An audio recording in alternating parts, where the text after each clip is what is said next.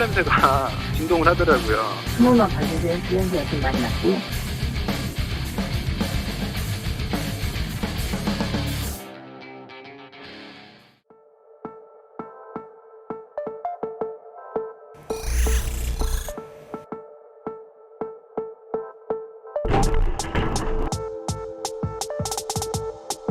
걸어 나와서 재밌다고 그러시면서 보험 처리 이러면서 이렇게 지비틀 나오시는데 맨발로 계속 뛰어가시고.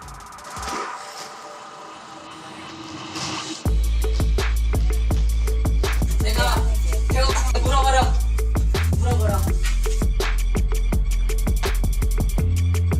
운전자는 저희들이 확인을 해보니까 면허도 없던 상태였고요. 또 음주도 한 상태인데 음주 수치가 좀 면허 취소에 해당하는 그런 수준으로 나왔습니다.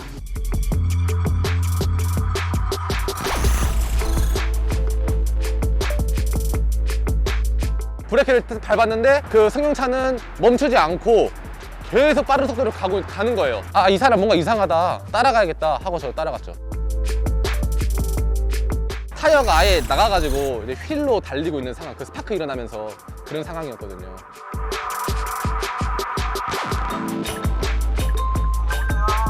경찰관이 오셔서 물어보잖아요. 그런데 이제 하시는 말씀이 점심에 음주를 하셨는데 그 일부러 조금 늦게 운전대를 잡았다. 본인은 뭐 괜찮아서 운전을 했을지는 모르겠는데 음주운전 하셨더라고요.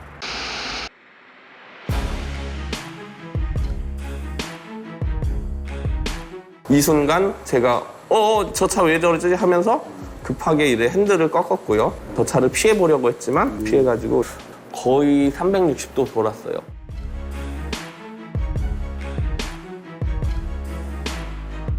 괜찮니 계속 이렇게 안 괜찮은 데가 없는지 이렇게 먼저 확인을 했죠.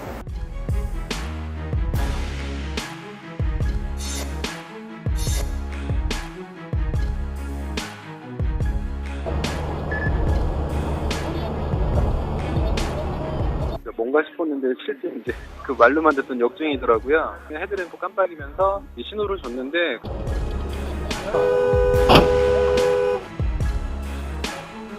차문을 열었더니 술 냄새가 진동을 하더라고요.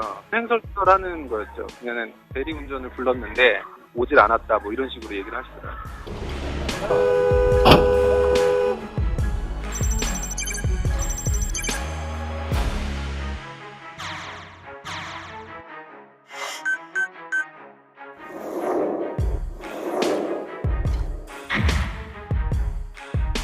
상습의 운전에 습벽이 있는 사람들에게는 예방적 차원의 또 다른 음주운전 예방 대책을 만들어져야 한다. 제일 중요한 거는 음주운전 첫 번째 했을 때 이 사람이 더 이상 음주운전 못하게 만드는 거거든요. 음주운전 시동 잠금 장치라는 걸 마련해서 원천적 봉쇄를 할 수 있는 제도가 만들어지는 것도 필요하다고 생각합니다.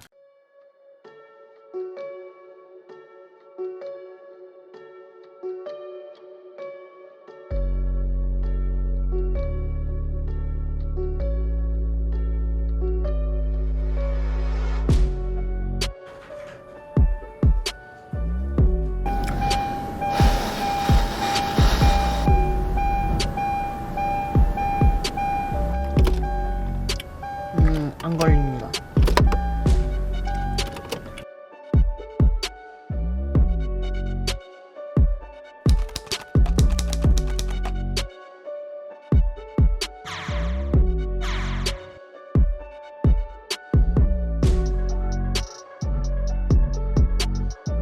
기술적인 부분은 이미 검증됐지만 방법, 절차적인 부분, 입법자들의 이해관계 때문에 결국 10년 넘게 국회의 문턱을 못 넘고 있습니다.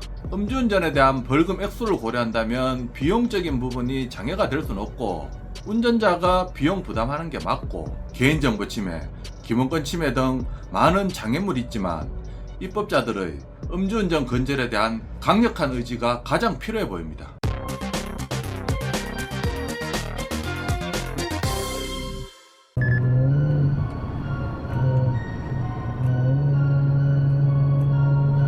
한 차량이 지금 라이트가 계속 왔다 갔다 하면서 운전해가지고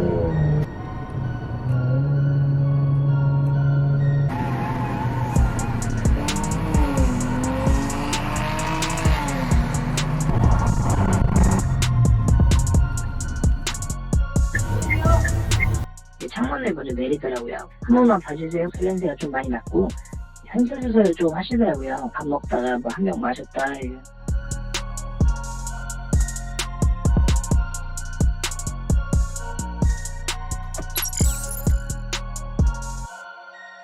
단속 경찰관을 3명을 7번하고 도주를 하였고 그거를 보고 바로 순찰차 승차해서 추격하기 시작했습니다. 제가 이제 따라온 걸 눈치채니까 비상 깜빡이도 이제 반대로 켜고 급차선 변경을 하고 최고 180km 이상을 봤던 걸로 기억하고 있습니다.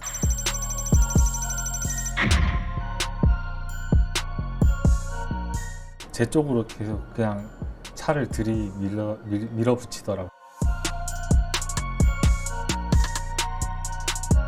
차 문을 개방을 하였는데 술 냄새가 확 나는 걸 보고 아, 이 사람 음주운전 했구나 이렇게 생각이 들었습니다. 이제 음주운전 경력이 4회 있고 이번이 5회라고 알고 있습니다. 처벌이 무서워서 받기 두려워서 이제 도주했다고 생각됩니다.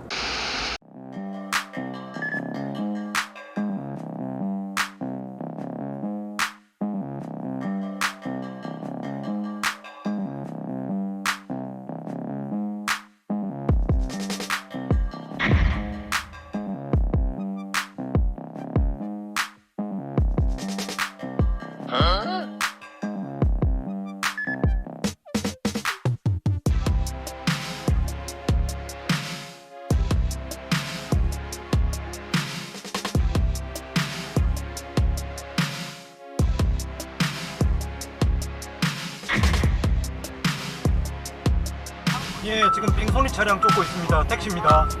예, 지금 또 불법 유턴을 하려고 하거든요. 제가 불법 유턴 가로막았습니다.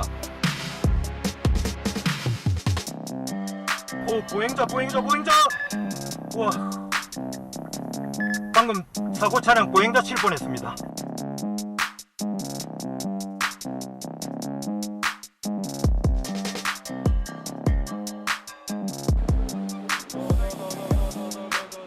음주가 측정이 됐을 때는 부수적으로 사고가 발생했을 때 그로 인한 사고에 대한 가중처벌이 이루어지는데 음주 측정 수치가 없으면 위험운전 치상이라는 그런 가중처벌을 적용하기가 어렵게 된다는 거죠. 만취 상태 이상의 상태에서 음주운전을 한 것으로 간주를 한다든가 뭐 이런 식으로 해서 처벌 수위를 높일 수 있는 그런 방안을 좀 강구하는 게 필요하죠.